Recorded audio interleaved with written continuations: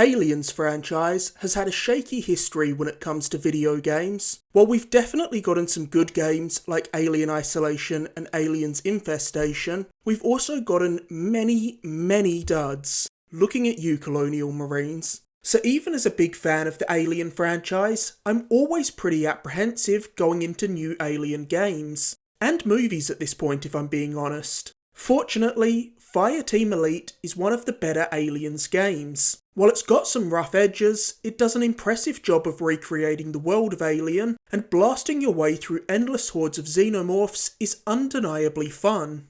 If you haven't been paying attention to Fireteam Elite, it's a third-person co-op shooter that sees you making your way through 4 campaigns, mowing down waves of enemies. Think Left 4 Dead or World War Z with an alien skin over it. While there is a story in Fireteam Elite, following a group of Colonial Marines after the events of Alien 3, it's very light and only sprinkled in occasionally throughout the game. Between missions, you can talk to the crew of your ship and have some very rudimentary conversations with them through a dialogue tree if you're after a few more lore tidbits. But it's all very surface level, so if you're after a game with a compelling story, this probably isn't the game for you. Make no mistakes, this is a gameplay focused title that's only really aiming to do one thing, and that's allow you to have fun gunning down thousands upon thousands of xenomorphs. The first thing you do when you boot up Fireteam Elite is create your own Colonial Marine. I honestly wasn't expecting this,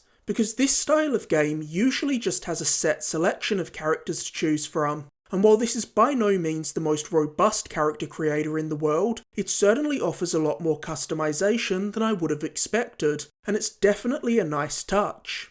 Now, let's talk about the most important part, the gameplay. In Fireteam Elite, you'll always be playing in 3-person squads, whether you're playing co-op or solo. If you're playing solo, the AI will take control of the other 2 team members, and I was actually impressed by how competent the AI teammates are. They can really hold their own in a fight, and they'll always be quick to revive you if you're downed. While it's not the optimal way to experience the game, the AI definitely makes it viable to play through Fireteam Elite solo. Gunplay in Fireteam Elite feels good. While not all of the weapons have the punchiness I like in a shooter, I was able to find a couple of loadouts that I liked, and the controls are tight and responsive. There's also a surprisingly diverse selection of weapons and items to bring into battle, and the game's environments are designed to give you ample opportunities to utilise your arsenal in interesting ways. I loved setting up a series of traps and turrets leading into a choke point where I could mow down xenomorphs without ever letting them get close to me. Fireteam Elite also rewards you for consistently doling out damage, as stringing together kills fills up a combo meter that increases the damage dealt by your weapons. As you use weapons, they'll also level up and get stronger, as will your character class, which gives you a constant carrot at the end of a stick to chase. Combat is kept interesting throughout the 4 campaigns, thanks to Fireteam Elite's respectable amount of enemy variety. There's a large variety of xenomorphs aside from just your standard run-of-the-mill xenomorphs, including the acid-flinging spitters, the powerful warriors, the sneaky prowlers who pounce from the shadows, and the hulking crushers who soak up bullets and obliterate everything in their path. I really like how weird they got with these non-traditional xenomorph types. It's undeniably video gamey, but they really fit this type of game. To further keep you on your toes, there's also synthetic enemies scattered throughout Fireteam Elite. These enemies wield guns, which means you'll have to utilise cover in a way you never would when fighting xenomorphs, forcing you to play Fireteam Elite more like a cover shooter. I love the way these enemies force you to mix up your playstyle. You have to engage them far more cautiously than you would most xenomorph types, and when you're fighting synthetics and xenomorphs at the same time, it's easy to get overwhelmed if you're not carefully laying out turrets to help with crowd control.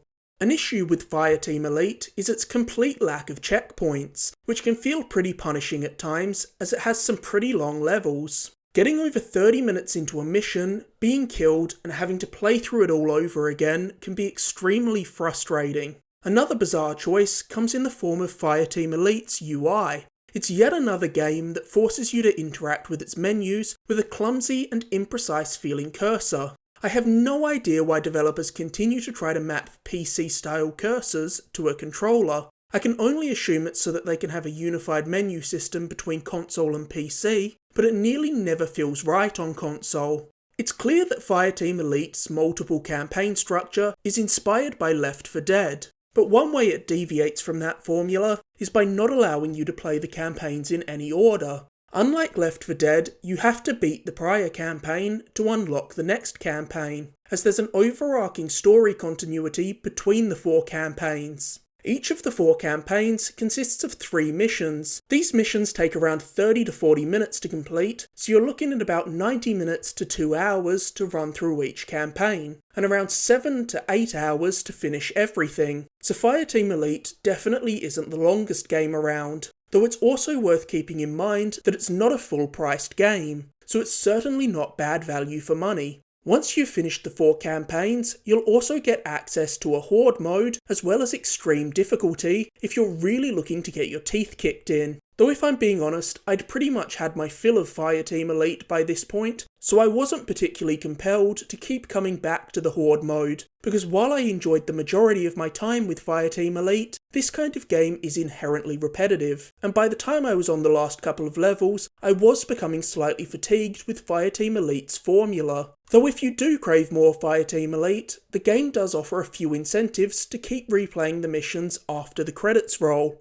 Fireteam Elite features a system where you can use cards that you earn through completing levels to modify missions. Activating these cards will add some extra twist to the mission that usually makes the level more difficult. For example, certain cards might increase the damage enemies deal, but if you manage to complete a level with one of these modifiers activated, you'll be rewarded with additional XP and credits. Each level also has hidden caches scattered about that give you weapon upgrades, consumable gear, and cosmetic items. Some of these caches are very well hidden, so you're probably not going to find them all the first time through a level. The Aliens universe is vast and sprawling, and Fireteam Elite does a fantastic job of touching on all different corners of it throughout its 4 campaigns. Each campaign almost feels like it draws inspiration from a different movie, with levels that range in look and feel from Aliens to Prometheus and Alien Covenant. Visually, Fireteam Elite looks mostly good, but there are certainly a few elements where the game's budget shows. Most of the environments look fantastic, they feel true to the world of Aliens, and the game features some genuinely beautiful lighting effects. Similarly, the xenomorphs themselves also look great, and the way they scuttle along the walls and ceilings feels ripped from the movies. But occasionally you'll see some xenomorphs in the distance whose movements are very framey and choppy. They'll also occasionally look a little goofy as they try to navigate around each other. This jankiness is also sometimes noticeable with the AI teammates. But the most egregious lack of production values comes in the form of the ship's crewmates. When you talk to your crew between missions, or a store owner when you're buying new weapons and gear, you're greeted with a static character model whose lips don't even move when they talk to you. One way this game really sells its authenticity to the Alien license is with its sublime sound design. The sounds of pulse rifles firing, the beeping of radars, and the shrieks of xenomorphs sound like they're ripped right out of the movies, and they do a lot of the heavy lifting to set the tone. Fireteam Elite is a true love letter to the Alien universe. You can see the team's love of the franchise shining through in nearly every area of the game, and while Fireteam Elite is rough around the edges and undeniably repetitive, it's also a lot of fun. After all, taking a minigun to an incoming horde of xenomorphs will never not be satisfying. While it won't win any Game of the Year awards, Fireteam Elite is certainly one of the better Aliens games, and it's definitely worth a look if you're a fan of the universe. Thanks for watching. If you enjoyed this video, be sure to like, subscribe, or leave a comment. You can find countless other videos on my channel, and be sure to stay tuned for my upcoming reviews of Sonic Colors Ultimate, WarioWare Get It Together, and Deathloop.